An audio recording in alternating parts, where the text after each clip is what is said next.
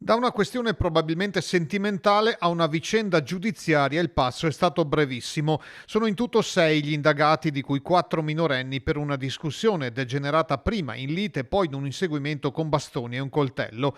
Lo scenario è il parco di Palazzo Bonaguro a Bassano, i protagonisti tutti giovanissimi. L'antefatto il 27 maggio. A seguito di alcuni reciproci screzi sui social, una ragazza di 17 anni incontra due gemelle di 16 che, al termine di un acceso litigio, la aggrediscono fisicamente, danneggiando i suoi occhiali da vista e procurando le ferite giudicate guaribili in 10 giorni. Un'amica della ragazza aggredita nel frattempo riprende la scena col cellulare.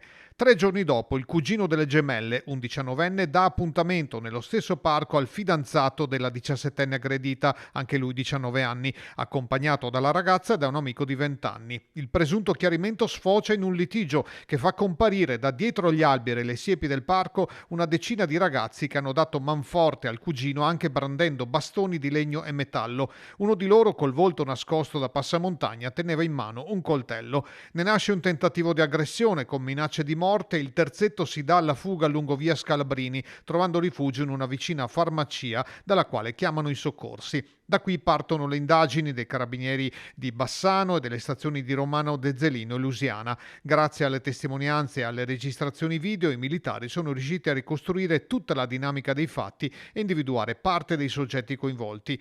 4 componenti del gruppo aggressore, il cugino delle gemelle, un suo coetaneo di 19 anni e 2 diciassettenni, sono stati denunciati per minaccia aggravata e porto di armi o oggetti atti ad offendere.